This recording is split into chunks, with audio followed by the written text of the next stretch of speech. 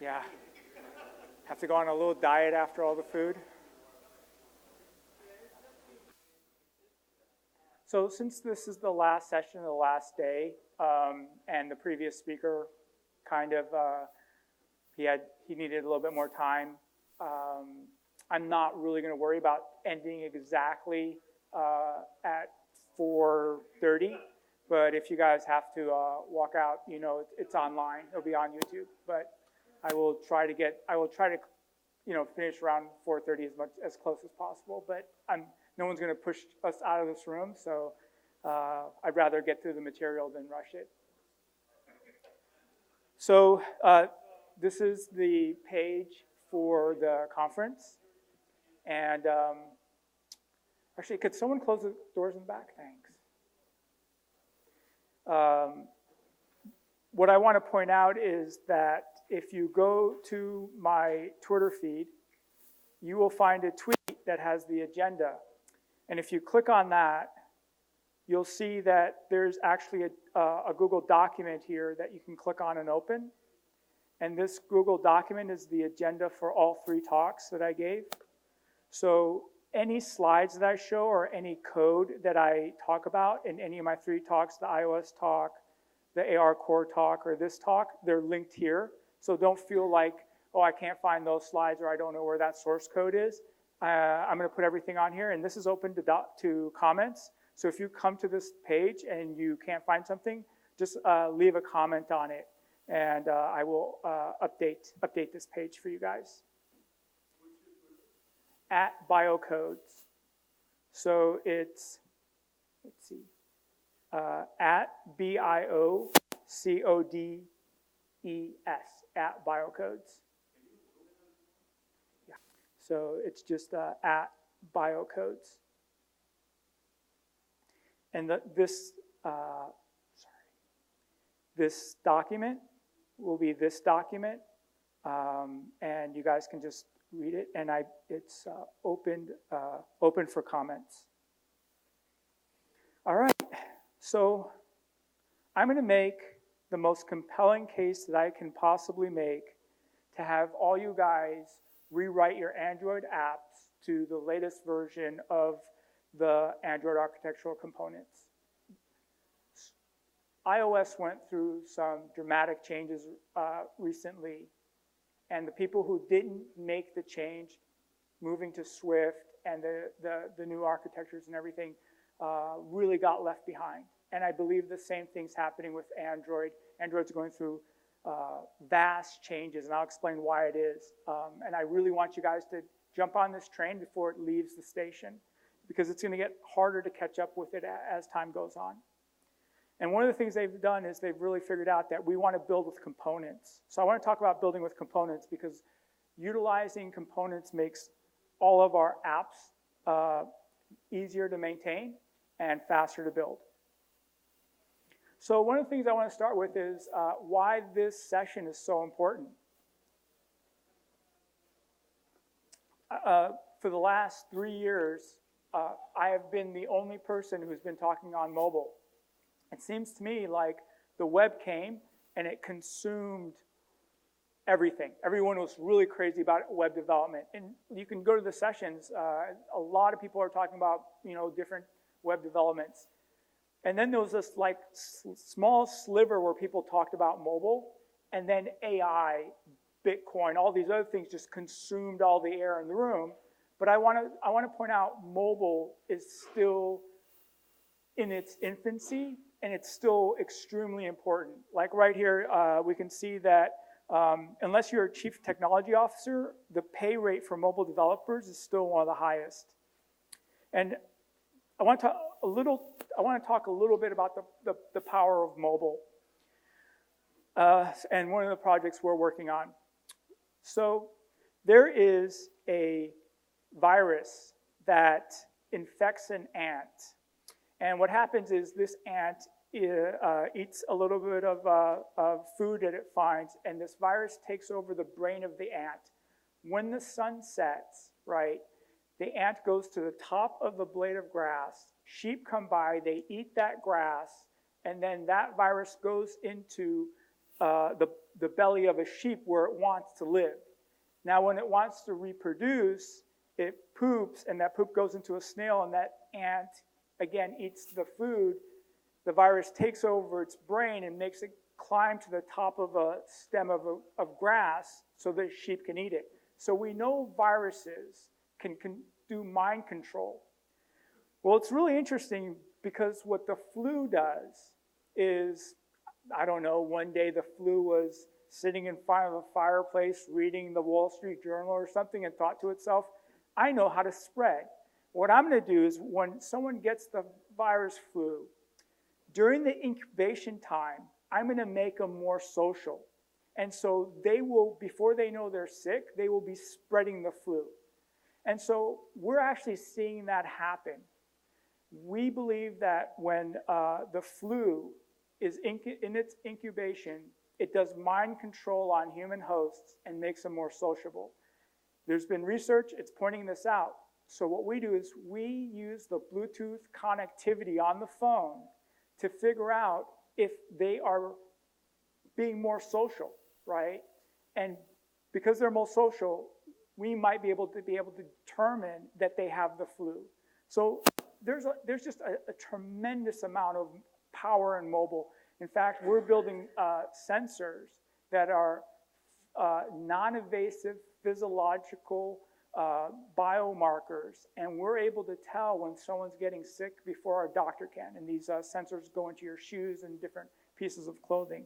So we're just touching the power of mobile, right? We're doing augmented reality on mobile. We're doing TensorFlow on mobile. There was a couple years ago when I used to say your mobile phones have the same amount of power as my computer a year ago. But now what we're seeing is people are putting so much applications on mobile that the chips on mobile phones might one day eclipse what we put in our computers if we keep driving mobile as hard as we are today. A lot of growth in mobile still. And Android and iOS, I would like to point out that throughout the world, Android is definitely growing, but in the United States, iOS is actually catching up to Android. So as people buy more and more phones in the world, they normally go to Android first because they're cheaper, but then as they get more, they want kind of a higher end phone, a lot of them are choosing iOS. And that's great because Android and iOS are actually merging. And I think it's because great minds think alike, or they're just copying each other. I'm not quite sure which. But I teach Swift and I teach Kotlin, and I do it in the same class because Swift and Kotlin are so similar. They're built in isolation, but they're actually so similar that I can, as I talk about a Kotlin feature, I can actually show it in Swift at the same time, and it doesn't confuse anyone because they're almost identical languages.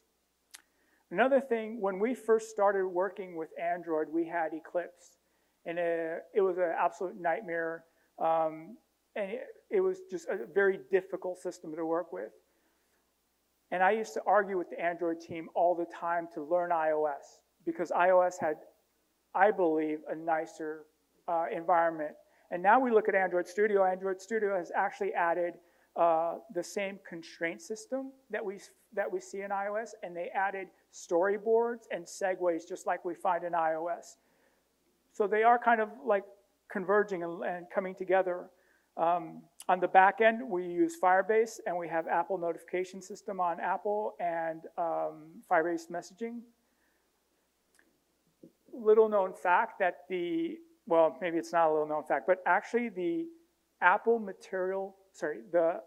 material design follows the Apple human guidelines, right? So when you're building a mobile app in Android using material design, you're actually following the Apple HIG, which is pretty nice. I mean, you don't have to worry about which system has better UI. They're actually following each other. The Apple Store got a nice, clean, new design, and Google Play followed suit. In the AR talk yesterday, I talked about how Google is building Tango, and then Apple came out with ARKit, and we now have AR Core. So a lot of similarities between them. And those similarities help us because I'm not an Android developer. You guys are not Android developers. I am not an iOS developer. You guys are not iOS developers. We're mobile developers, right? And I would love to see a third open source system come in that's not tied to Apple or Google, and we have yet another opportunity to build on a mobile platform. So I never thought of myself as any type, just a mobile developer. So we're going to talk about how Android has changed dramatically since what it was doing just a year ago. Now, when I design for mobile, I think about three important pieces. The code, I use design patterns to do the thing right. And here, we're going to talk about the Android architectural components, test-driven development, and dependency injection so that we have the right design patterns to do the right thing. For the interface, I try to use the best material design, Apple human guidelines, to do the right thing, right? I don't want to confuse the user. I don't want to annoy the user. And a lot of people think about code, and a lot of people think about the UI design. So at first, everyone was thinking code. No one was really thinking about UI design. And now a lot of people are thinking about UI design. But the third piece is the most important, and people haven't even started really talking about that. And that's the product. And there you use design thinking, and it's the right thing to do. A lot of times I see people building an app, and they'll spend 5 years putting the app together, getting the data, setting up the database, and they build it, and you know what? No one cares. No one wants it. So it's very important to make sure that you have the right product, and you can use design thinking to help you figure out if you have the right product for the right user. Now, these pieces of code, interface, product, they're actually a part of the new Android architecture. The new Android architecture is called Android Jetpack, and it has architectural components, UI components, behavior components, foundation components, and I have them all listed up here about how each one of those components fits into the full architecture. And we're going to actually walk around this circle and explain all these pieces. Mostly dwelling on the new stuff that's come out. When I build an app, right, it is very, very different than what I would have built last year. These are the components I use to build a modern app. All my code is in Kotlin because Kotlin is it is Java. It's an effective, safe Java. They basically started off and they said, let's make Java more effective and safe, and that's where Kotlin comes from. I use a service locator. I personally use Coin. You could use any type of dependency injector you want, but by using a dependency injector and something like a service locator, that allows you to do test-driven development. If you ever listen to Uncle Bob talk about clean code and different types of architectural components, he could talk for 15 years and put out 20,000 books about how to do clean architecture and all that. But if you start with test-driven development, you back into all of the stuff he's been teaching. So I actually do test-driven development, and I don't have to worry about having clean architecture because it just having clean interfaces and separation of concerns and all that stuff happens when you do test-driven development. Yeah. So when I say dependency injection, I'm basically talking about Dagger 2.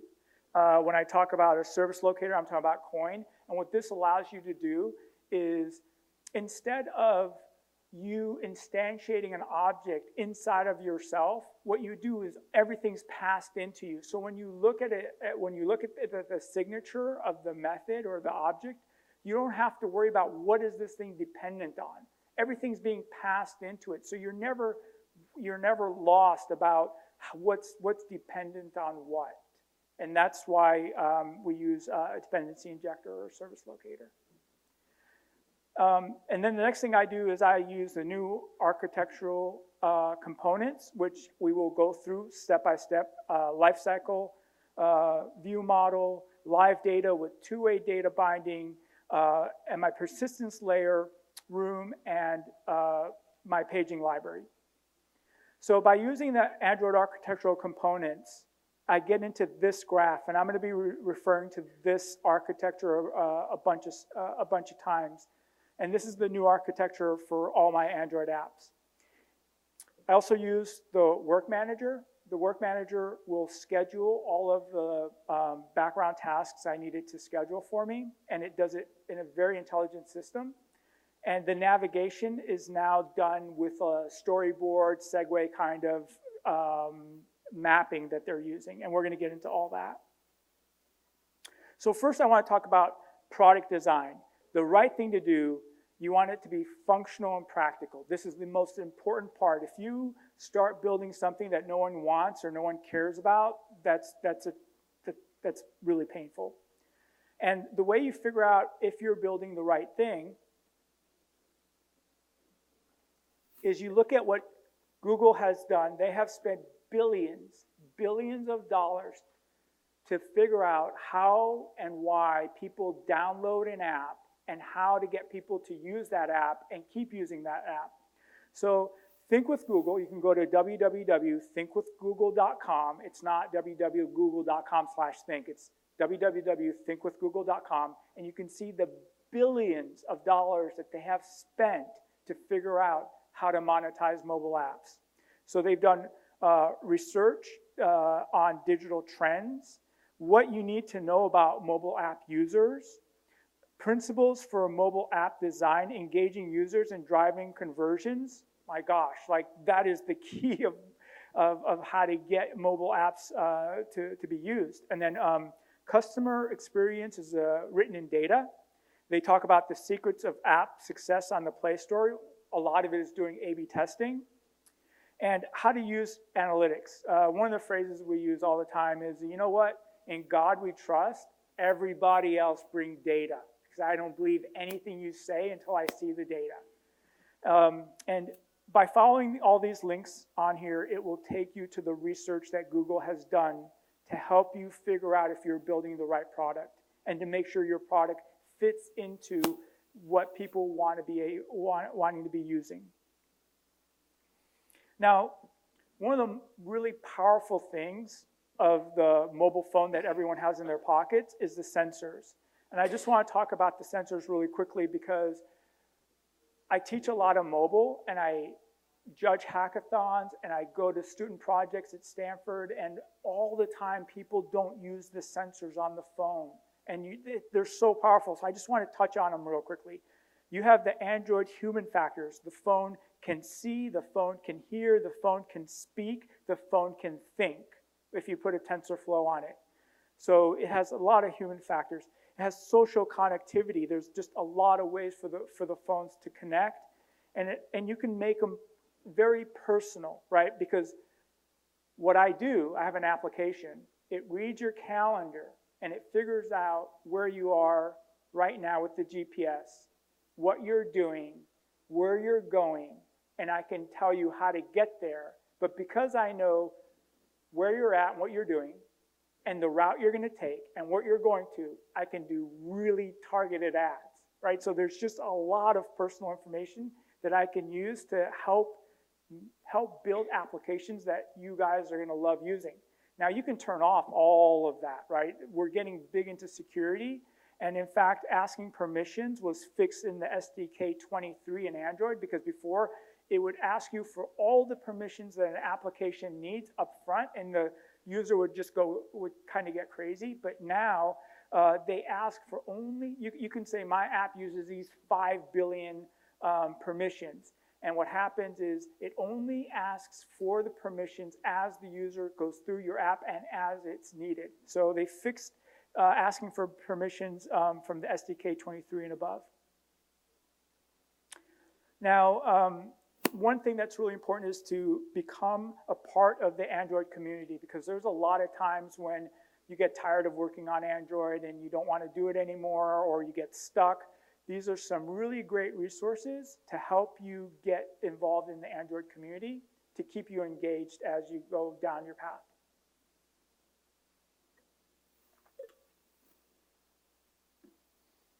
The next piece I want to really talk about is, to do the thing right, a good UI, you want it to be intuitive and beautiful. This slide has all of the UI UX resources you would want for Android. We talk about material design here, how developers are using tools to become, when they want to be doing design. There's a talk here, Design is Never Done, and it talks about the material design new suite of tools and guidelines, a nice cheat sheet for to use. This talk by Chet and Romain Guy, it's called You and I. It's information techniques to help make better UIs. And the last link there is an old book that was written by Walt Disney, and it's called The Illusion of Life. And he talks about, when you're drawing, how do you make things look like they're alive? And this is the foundation on which all of the HIG and a lot of the Android people look at this book to figure out how to make the phone look like it's alive. So when you touch a button, it reacts properly, or when windows are shifting over, or something's being popped up, or something's being notified, you want to have an interaction that's natural and lively. So a lot of the UI people actually look at this book, The Illusion of Life from Walt Disney, to figure out how those interactions should happen. One of the really nice things we have now are UI components. The material design team has given us app bars and bottom sheets and material button sheets, navigation, toolbars, navigation viewers, and these are not just material design pieces. They're the entire component. You can take that entire component and just drop it into your Android app, and not only does it look good, but it acts properly. And now you can use these components in your layouts, and they make it very easy to work with. Yeah. So a lot of the stuff is targeted towards native app design. As phones are getting bigger, websites being and their components being used part of the app also coming in. So websites are also driven by material design concepts. Yeah. Yeah. What are your thoughts around for that hybrid scenario where you're using native experience plus web experience in the same app? Yeah, so the question was, what about web along with the Android? And I would say, talk to me afterwards, because I want to keep it focused on mobile. But I definitely want to talk to you afterwards. So that's the first link, are using beautiful components. The second link is a collection of tools that easily integrate into different components like your launchers. And the last one is the constraint layout. So before we had the constraint layout, what happened is when you rotated the phone, the UI went all wonky. Buttons went off the screen, and we had all sorts of crazy problems. iOS for a long time had the constraint layout, so you could go from a phone to a tablet to a full screen, and the constraint layout would move everything properly. They have just added that to Android, so that we now have the same functionality to be able to set a constraint and say, like, I want this button to always be in the left corner, and I want the banner to always be on top. You can set those constraints, and they will be true for any screen size and any orientation. So that's a huge win for us. I just want to show really quickly these library resources. When I code Android, I don't write any code. Because if I'm writing code, I'm just arrogant. Let me show you something real quick. This is Snowdream. I can come to Snowdream, and I can find anything I need. So let's say I want to do like a button or a checkbox or whatever, image view. When I click on this, it will take me to the GitHub repository, and it has an animated GIF to show me exactly what these buttons look like before I even download the Git repository. And so this link right? Oop.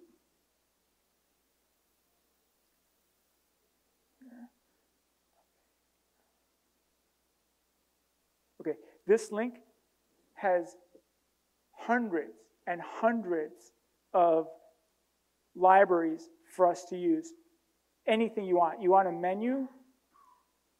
It'll show you exactly how the menu looks in an animated GIF even before you download it. So I never write code because between Snowdream and then Awesome UI, again, animated GIFs to show you exactly what these components are going to do before you even download them. And you can just go through here and find exactly the UI components, move them into your Gradle build, and start using them instantaneously. And I always think to myself, the only reason I'm writing code is because I'm too arrogant to just go over there and find what I need. Now, okay.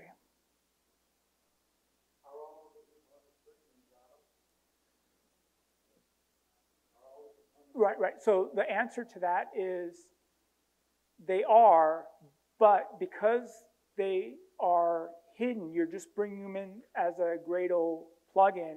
They might be written in Kotlin, and they might be written in Java. They might be, I just look for something that has a lot of stars and a lot of unit test cases and a lot of good code coverage. And when you do that, you're pretty much set to have a good experience. One of the things I didn't mention is when I build a project, I actually use Kotlin, a service locator coin, and I'm now using the Android Kotlin extensions, which are using the new Android naming space. Android has various support libraries. So some of the support libraries were on 4, some of them were on 27, some of them were on 5, and you're bringing all these things in. It didn't really make sense. So they said, look, we're going to have this new Android X namespace, and we're starting with 1, and we're going to be clocking them on a much more reasonable rate. So again, this is my modern Android, the way I do modern Android development. So the components, okay, libraries. One of the things I wanted to bring up really quickly is that writing good code is very important. So again, we want our code to be easily maintained and easily expandable. And the way we do that is we use very good structure, good coding style. So I have the coding style for Android, and I will put the Kotlin one up here. But I also do a lot of static analysis. So I will run Android lint, find bugs. There's a bunch of different companies that are producing Android static analyzers. And I encourage you to run all the static analyzers on your code to help you have a very good code. Now, the reason that we had to build the Android architectural components is because when Android was first built, it had good bones, but it was incomplete. And what I mean by that as an iOS programmer, when you look at the iOS development environment, you have a storyboard, and that storyboard is your view, right? So that view, you can't put code in there. There's just absolutely no way you can write code in your view. On the other side, you have a controller, and that's where you put your code, and you bind your view to your controller, and the code, you can't write code into your view. And then the model is completely separate. So by design, from the very first day iOS was released, the model view controller architecture could not be corrupted. When Android came out, they just said, hey, you know what? Here's some activities. Here's some services. Here's some broadcast receivers. Here's some component providers, content providers. You figure out what you want to do. You want a view? Have a view. You want to have a model? You want to put your model in your view? Go for it. You want to put your component in your view and then put your model in your component, but don't put that in. Just whatever you guys want to do whatever you want, because that's how Android works. So we have activities. People threw an activity is a view. People put all their code in the activity. Ridiculous, but that's how we did it because we couldn't see the life cycles of the activities. So to figure out what we want to do on our controller, we had to put all our code in our views. Then they gave us services. Services are great, but they only work if you want to have one application talk to another. Doesn't really help with architecture. Broadcast receivers don't really help with architecture. They're just a way for applications to send messages to each other. And then we have a content provider that lets us talk to a SQL-like database. This is not a system. I mean, coming from iOS into Android, you look at this and you go, okay, what is my architecture? So you talk to people. So you talk to the Android team. And you're like, what is my architecture? And they basically come back and they say it is probably better to call the core Android APIs a system framework. For the most part, the platform APIs we provide are there to define how an application interacts with the operating system. But for anything going on purely within the app, which is what we're building, these APIs are often just not relevant. Oh, so activities, services, broadcast receivers, and content providers are not relevant when I'm writing my app. So what is?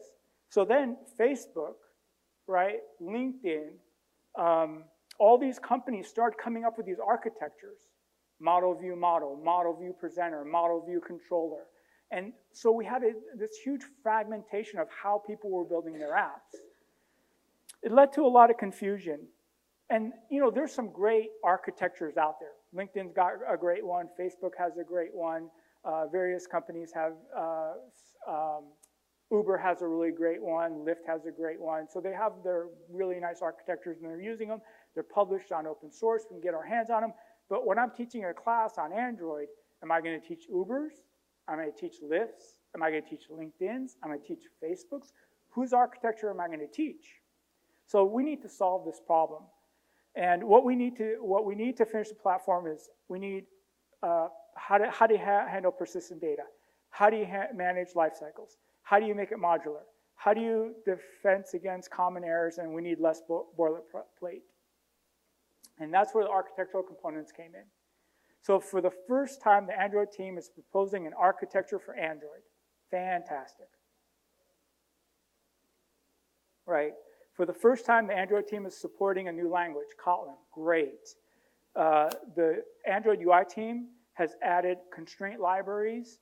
Wonderful. And now Material Design has released material components. One of the really nice things I want to talk about is allowing Kotlin to be a first-class language is extremely important. Now, a lot of people are staying with Java, but I have to point out, if you're a company and you're pushing resources onto this language, you're not doing it to make the sky more blue. You're not putting effort into this language because you want the earth to be more round, right? They're putting a lot of resources into Kotlin because I believe they believe this is the future, right? You wouldn't go down this path just because you want to make the grass more green. They're putting a lot of resources in Kotlin because they must believe this is the future. It's like, why would you support Swift and Objective-C if you thought Swift was not going to go very far, or you didn't think you were going to, do something amazing with Swift? Why even go down that route? Well, it's because today every single WWDC talk is given in Swift. Every example iOS does is given in Swift. And if you go to the documents that Google provides, a lot of them first class are Kotlin, and Java is like, here it is in Java anyway. So one of the things I really love about Kotlin is they started off with the effective Java and making all of the issues you have with Java. They took all that and they started with that and they said, let's make Kotlin bulletproof from that standpoint of view and just make it better. And if you go to GitHub and you look at the languages that people are complaining about, that chart is the languages that people are complaining about. Very few people complain about R, but that's because I think very few people use R. Very few people complain about Kotlin, great language. Another wonderful language is Rust, and then up the stack is Clojure and Swift. So if you look, Kotlin, actually very few people complain about it because it's a sweet language. Like I mentioned before, they were built in isolation, but I can actually teach them both in one class. Now, if we want to make an architecture, right, and I want to make an architecture that follows this image.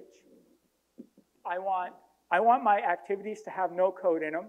I want to move my code down to a model view, and I want to have a repository that is able to give me information either from the web or from a database that I can give to my view, and my view will then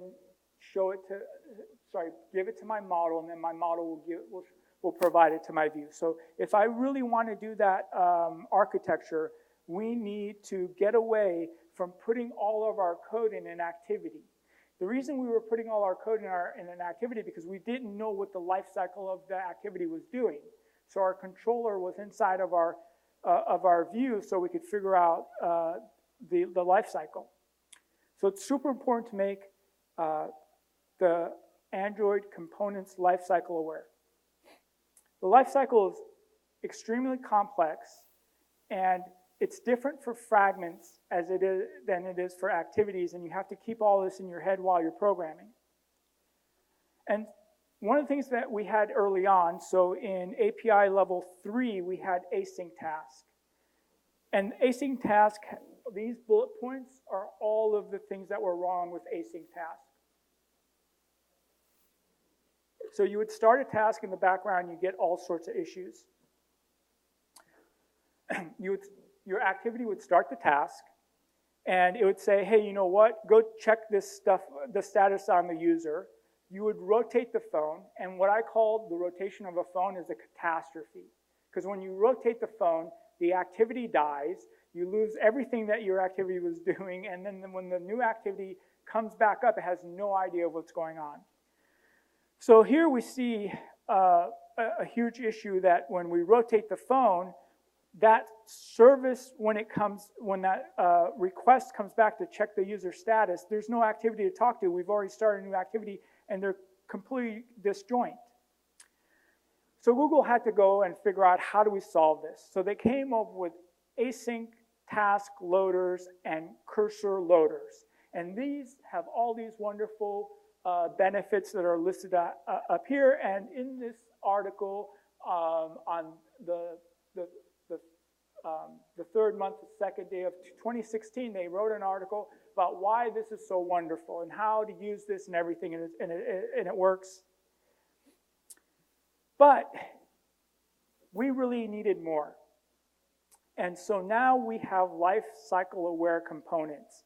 And here is the same author writing the same article, but now he's using the architectural components.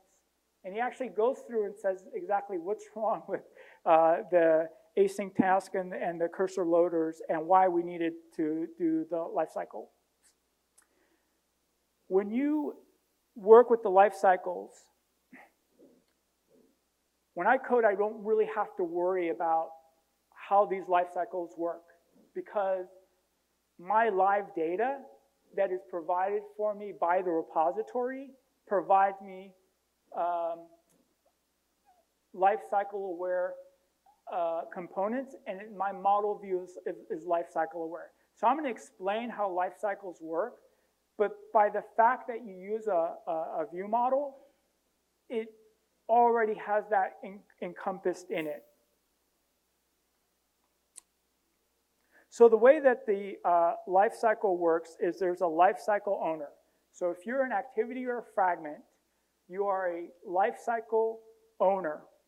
And that way, when I implement a life cycle observer, I can now see what my activity is doing or what my fragment is doing, right? So no longer do I have to put all my code inside of my activity or fragment to figure out what's happening to that guy. I can just now observe him. This should have been in the very first line of code that Google provided when they provided Android for us. I can't believe it took so long for them to put this in. Now that I have a lifecycle observer, I could just say get the state of the activity or fragment, and it goes through 4 states, and those 4 states happen if you're going on start or on stop. And one of the things you notice that if you're started, if you go on stop, you go to created, or if you go from the initialization, you go to created.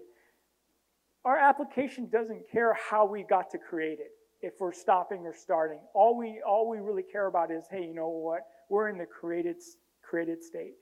So now we can do things like, if you're at least started, then do this for me. And that really makes a huge difference. We don't have to put all our code into the fragments or activities. This is some of the points. So keep your UI controllers as lean as possible, right? Don't put controller code in your view. Try to write data-driven UIs with the view model, right? So what that means is, if you touch my database, I'm going to have my repository notice that changed.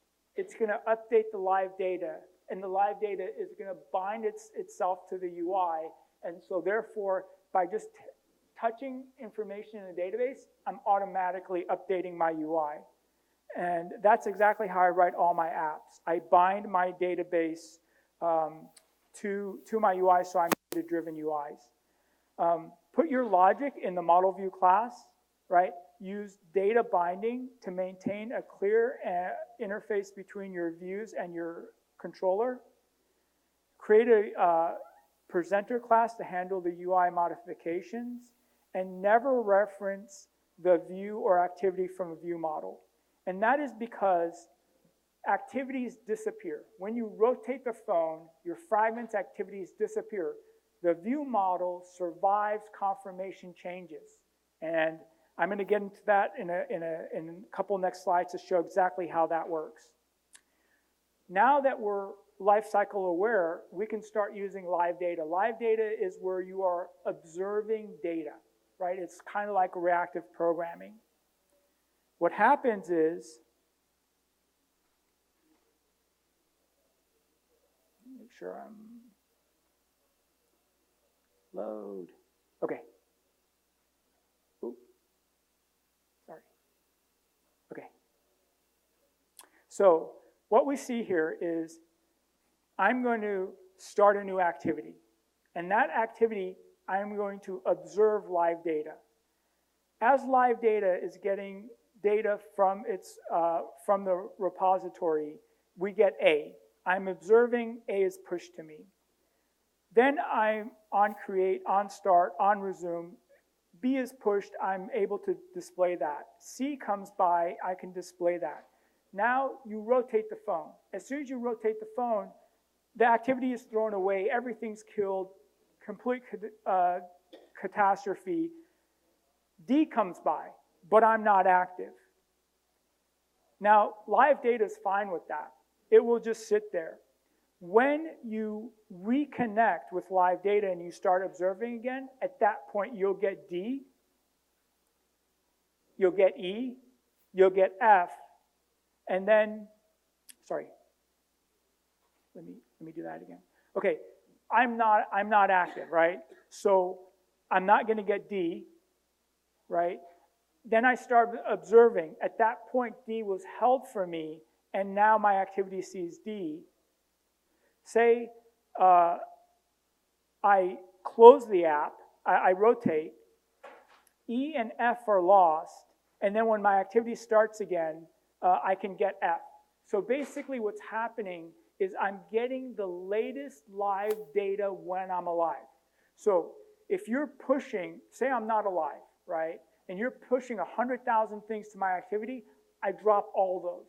And then the next live thing you send to me, I take that. Because my user does not care what I missed. It just wants to know, like, what's the latest score in the football game? What's the latest stock value? All the other stuff was being thrown on the floor because what live data is all about is the latest thing that we know about. Now, live data has only 3 methods.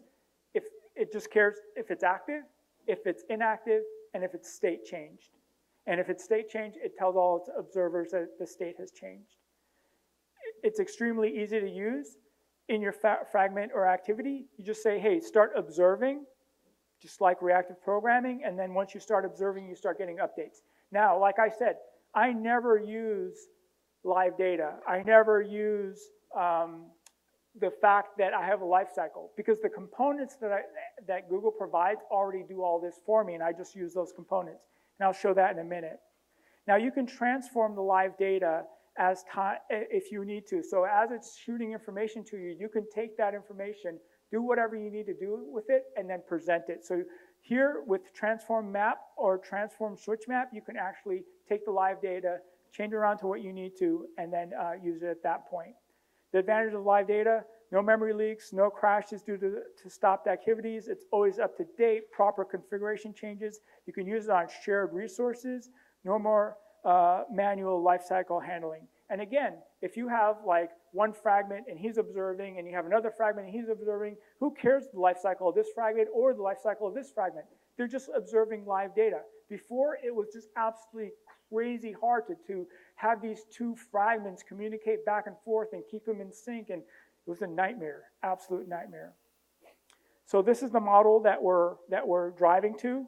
We have talked about removing our code from the activity and fragment and move it into the view model, and the view model holds the live data. So now we're going to get deeper into the view model.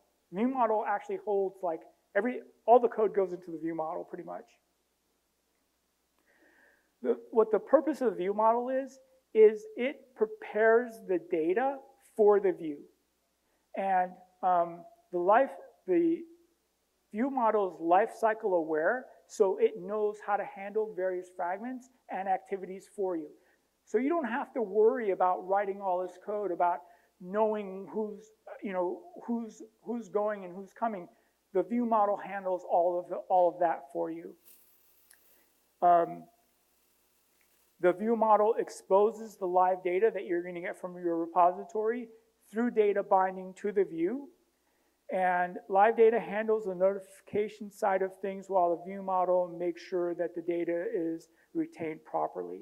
So that's the relationship between the live data and the view model. Now, the fact that the view model survives the confirmation changes of the phone means that you could have an activity start up, rotate the phone, the view model doesn't go away. Everything you were doing in the view model, it's still there. When another activity comes by, it can ask for that view model and just start using the data that the view model is providing. This is huge, right? I mean, this is everything we've ever wanted from Android. The way iOS does that is it has a prepare for segue that when you go from one view to another, it calls that prepare for segue that gives you an opportunity to clean everything up before the view comes into being. We never had that in Android, and now we finally have this view model that survives confirmation changes. So when you call on create, it's there. When you call on pause, it's there. When you call on destroy, it's still there, right? So it survives these rotational changes until the application is completely killed. This view model will survive. It's very easy to use. All you say is, I'm going to extend view model, and you keep your live data there. And then when your activity fragment starts up, they just say, hey, provide me that view model that I was using before. Could not be easier, right? And there's a lot of internal issues that the view model takes care of and the activity takes care of. Now, one of the things you notice here is that this activity just says, hey, provide me information about this view model. This activity dies constantly, right? Every time I sneeze, my activity dies. I rotate the phone, the activity dies. I look at my phone too long, the activity dies. I shake my phone, my activity dies. Activities just die. That's what they do. They just die. So you can never have a view model keep a reference to an activity. It's going to die. In your view model, don't keep references to activities, to fragments, nothing. When the activities or fragments come up, just have them request that view model, and the view model will start sending up the live data. Now, sharing data between fragments, becomes, you can hear the angels in heaven choir sing because it's so much easier than what we had to do before. You have a view model, and that view model can talk to several fragments at the same time. So the activity does not need to do anything or know anything about the communication, right? Fragments don't need to know about each other besides their shared view model contract, right? If one disappears, the other one just keeps working as usual.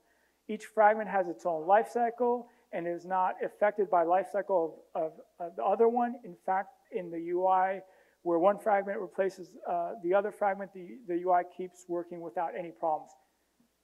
Working with fragments in Android used to be a nightmare.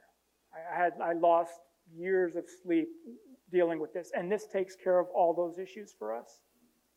Now, we talked about, let me see. All right, I'm going to regret doing this, but I got to go back to this guy. Now, we talked about how we deflate the code out of the activity and the fragments. We talked about how live data is an observer that allows us to get our information from the repository, and the view model is going to stick around as these guys disappear, and it's going to be feeding information into our views. But how do we get live data from the repository? I'm going to talk about the mechanism by which data is stored in the new architectural components down here. So the architectural components down here will provide the live data to the view model so it can feed it back up to the activity. And all of these can be tested in isolation. And that's why this is so powerful. So we're going to talk about the persistence layer. Okay, the persistence layer is made out of three major components: the database, the entity, and the data access object. The first piece we're going to talk about is the entity. You can think about when you write your entity, it's just annotated entity, and this is the columns of the database. So here we have our primary key, our first column is the first name, our second column is the last name, and how you design your entity is the schema of your database. The next piece is how do we access the database? And what Google found is people like SQL. They just want to be able to query the SQL database and get back a Kotlin object. And this is exactly what we're seeing here.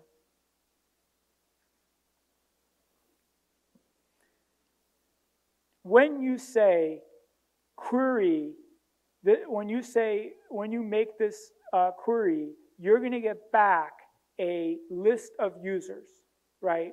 So in your code, all you do is you say get all. When you say get all in your Kotlin code, it makes this call into the SQLite database, generates this data structure, and returns it to you. And at compile time, it makes sure that the SQL statement you write and the data structure you want back make sense, right? It's not some sort of crazy SQL call you're making.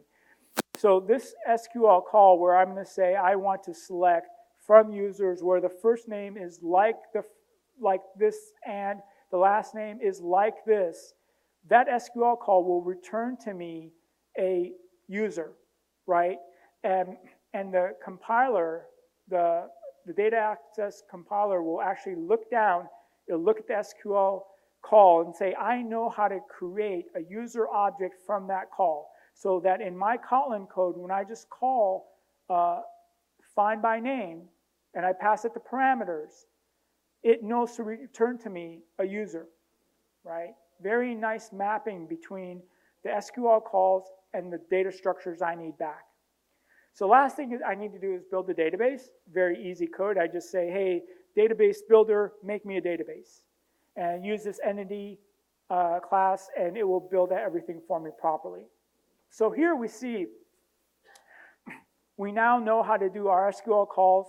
We've designed our schema, and we have our database. One last thing, instead of just saying, give me a list here, we can just say, give me live data. And now we have an observable. Remember all that stuff we were talking about how to observe data? Room will actually give you back live data. You take this live data, you give it to the model view holds it, and it can handle confirmation changes, and it will feed the UI properly. So that is the Android architectural components, right? And the reason we did all this is so that we can follow these principles, because these principles allow us to do test-driven development, right? So each entry point you define in the manifest, the activities, services, broadcast receivers, are not the source of data. Every application before the architectural components came out, unless you worked for Uber or Lyft or had your own architectural components, everyone put all their code into the activities or fragments. Made things a mess, right? Be merciless in creating well-defined boundaries of responsibility between various modules of your app, right? It was very hard to do that, right? Expose as little as possible from each module. Again, leads to very good, clean design so you can do test-driven development. As you define the interface between modules, think about how to make each one testable in isolation. Man, that's test-driven development. Okay, the core of your app is what makes it stand out from the rest. So what we're going to do is we're going to provide you all of the plumbing that you need to write an Android app, so you can think about what you want your app to do. Because as Android programmers, for a long time, we spent all the time thinking about architecture. We never thought about our app because we were constantly trying to get our architecture right? Persist as much relevant and fresh data as possible so that your app is usable when the device is offline. I'm going to get into that a little bit deeper. Your repository should be the designated one source of the truth, right? So if you have multiple sources of truth, it gets really complex very quickly. Now, these architectural components, I use them all in this vertical stack, but they're actually designed to be used in isolation. So if you only want to use the UI components and you want to come up with your own model view repository and data sources, you can do that. But what your UI component should be is it has all your fragments, it's observable of the view model, it keeps the UI model up to date, and it forwards the user's actions back down to the view model. The view model, you can use the other components if you want, but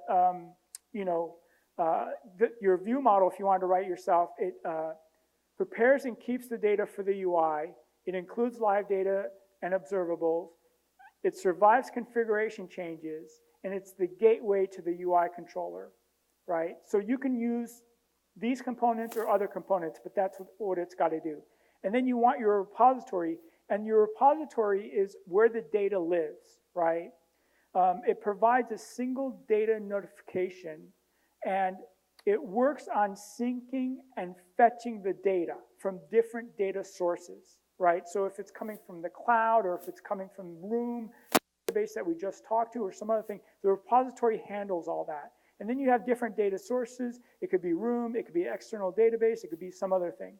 So what the complete architecture looks like is on the bottom you have your data source. That data source is feeding constantly up into the user repository. I use Firebase, I use Room, I use other retrofit web services, and what happens is all this data is coming up. In my repository, I filter it out and I keep it, I make sure that it's what I need and how I want to be holding it.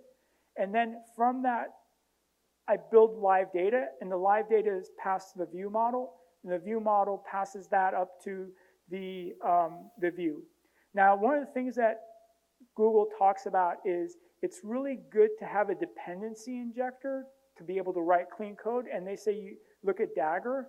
But I find that a dependency injector was actually, Dagger 2 uses annotations to do the dependency injection, and not confused the Room annotation processor, and also all the annotations make the compilations very slow, and it leads to a whole bunch of headaches. And people on the web are talking about all the problems that are coming up from trying to use all these annotation processors.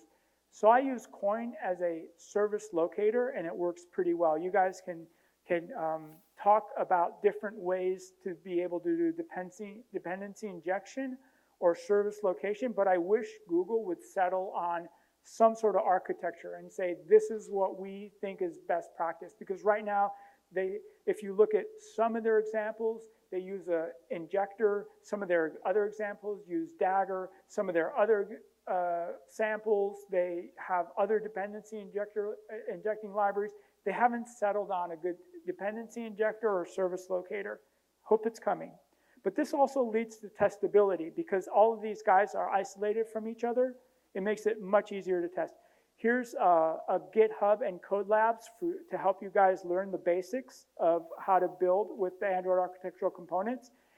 And now, if you remember this guy, I'm going to explain how to do testing on each piece of this. Right, so for your user interfaces, use Espresso. For your model view, you can use JUnit. For the user repository, you can easily use JUnit again. And then for the in-base database, you can use instrument testing, and there's links on this page to help you get to those testing frameworks. The last things they've added to Jetpack is we now have navigation. Before, the way Android did navigation was it's inside the code, it's inside the XML, it's here, it's there, it's very confusing. But now they kind of adopted the iOS where you have, they call it navigation, and iOS it's called storyboards, and these links navigate, and they're like segues in iOS. But basically the way it works, in your resource directory, you have now a navigation directory, and in there you'll have like a navigation.xml. That navigation XML generates this inside of Android Studio, so you get a graphical user of exactly how your UI is laid out. And then say you have a button here, you would say, okay, this fragment, his button is mapped to this piece of the navigation, which would explain when you push this button, it's going to do this action, which is going to take this fragment from here to here. So basically what you have is you have one main activity, and then you're just going to be sliding in fragments. And the reason you can do that is because your view model is going to be living through all those fragmentation changes, and that live data is going to be able to talk to all those fragments without any problem. So now that we have a way to talk to various fragments, this kind of having one main view and then having fragments slide in as you navigate leads to a very elegant design. The last piece that they've added recently is the work manager, and this thing helps you schedule your tasks.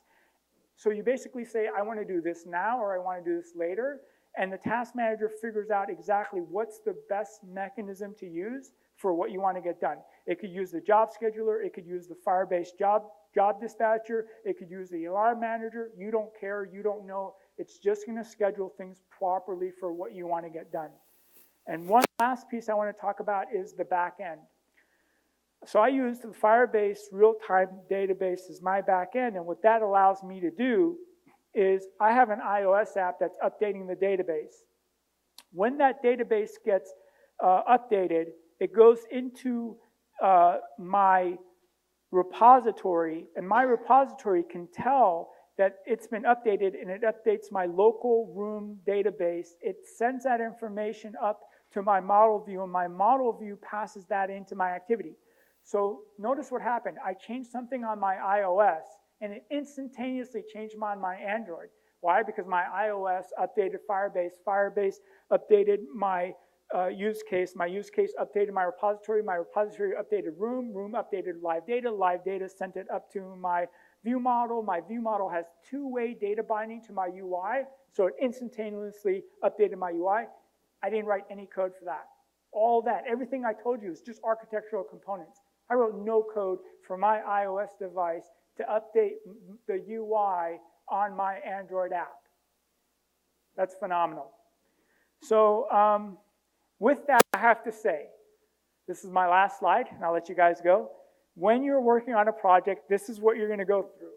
You're going to start off by saying, this will be fun. Then you're going, this is getting harder than I thought. And then you're going to go, this is going to be a lot of work. And then you're going to say, this sucks. I have no idea why I'm doing this. And then you're going to be cussing a lot, right? And then you're going to say, okay, it still sucks, but I'm getting somewhere. Quickly, let's call someone. I have something, say we're learning something.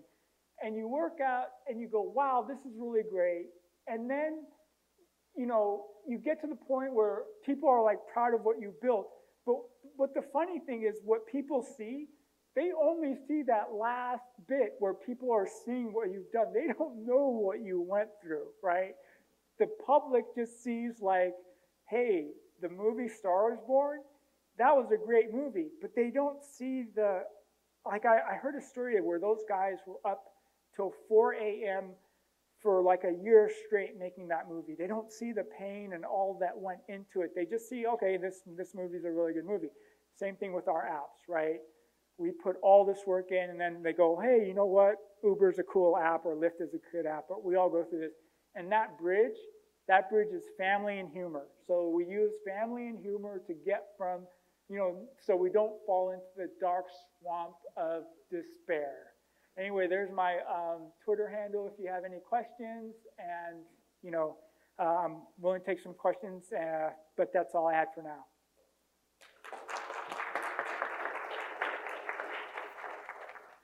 Sorry.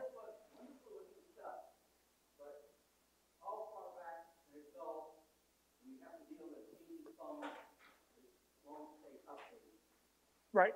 So I'm not quite sure what the exact API level is when you go back, but it is documented on the Android site. And what Android is doing is they're pushing it back to almost the very first phones, because they have Android Go now. And Android Go is a very cheap phone that has hardly any components on it made for like the India market and all this. And so as they're moving forward, they're also pushing backwards.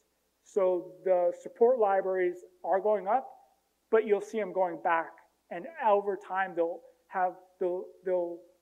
be able to be used on more and more and more older phones. So they're going both ways. Yeah.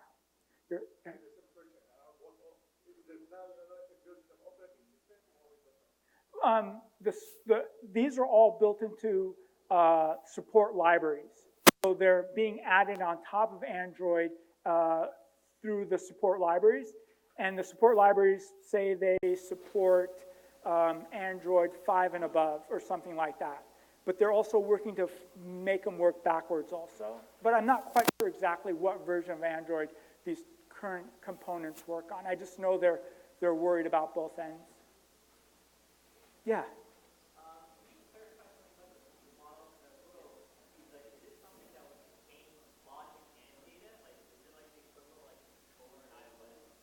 Absolutely, absolutely. So let me just bring the picture up again. So I want to make that absolutely crystal clear. Everything goes in. Everything goes into the view model. You don't ever want to put any code in your view. The only thing the repository does is when you update the iOS apps UI, that pushes it into its database. That database pushes it into Firebase. Firebase updates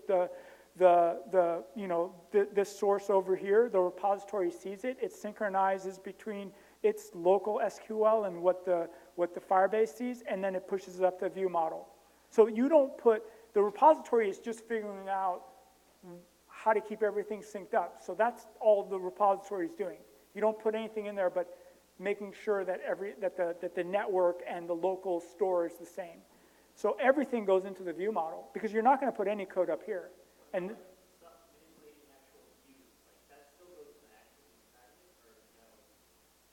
what do you want to do? Tell me exactly what you want to do.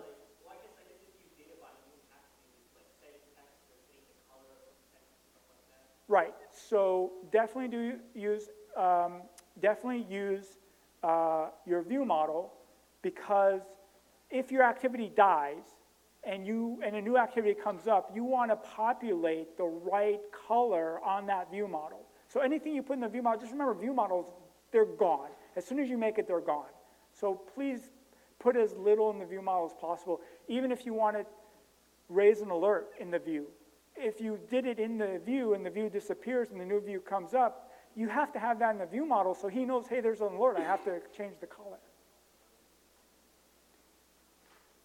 Any other questions? All right, you guys, thanks for coming. Have a great rest of the day.